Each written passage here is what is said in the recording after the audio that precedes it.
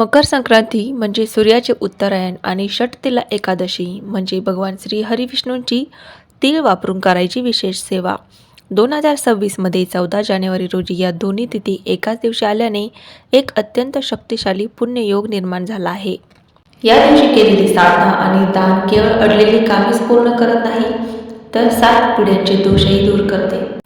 तर चला जाणून घेऊया षटतिला एकादशी आणि संक्रांतीचा संगम का आहे खास. अंकशास्त्र आणि ज्योतिषशास्त्रानुसार या दिवशी सूर्याची ऊर्जा आणि विष्णूची कृपा एकत्रित मिळते. षटतिला म्हणजे 6 प्रकारे तिळाचा वापर.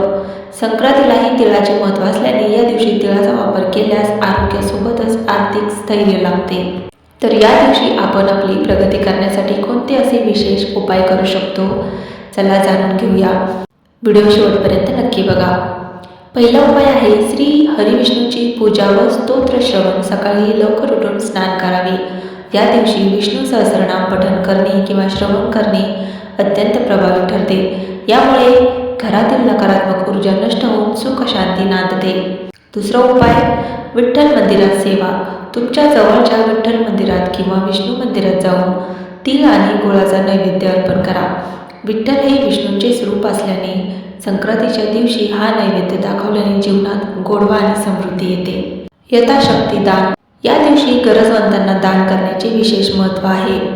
दान करताना त्यात तीळ, गूळ, मिठाई आणि वस्त्र यांचा समावेश असावा. संक्रांतीच्या दिवशी केलेले हे दान अक्षय, कधीही न संपणारे फळ देते. तिळाचा 6 प्रकारे वापर आपण कसा करावा.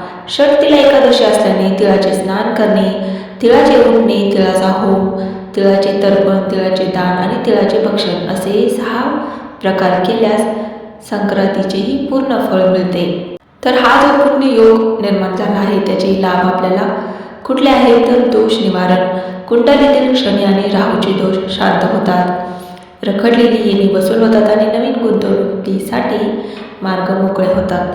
तर असा हा अद्भुत संयोग या दिवशी बनत आहे. तर अनेकांच्या मनात हाही प्रश्न असेल की या दिवशी एकादशी व्रत करावे की नाही. तर नक्कीच तुम्ही एकादशी व्रत देखील या दिवशी करू शकता. व्हिडिओ आवडल्यास व्हिडिओला लाईक आणि शेअर करायला विसरू नका आणि अशाच आध्यात्मिक धार्मिक व्हिडिओसाठी चॅनलला सबस्क्राईब नक्कीच करा. धन्यवाद.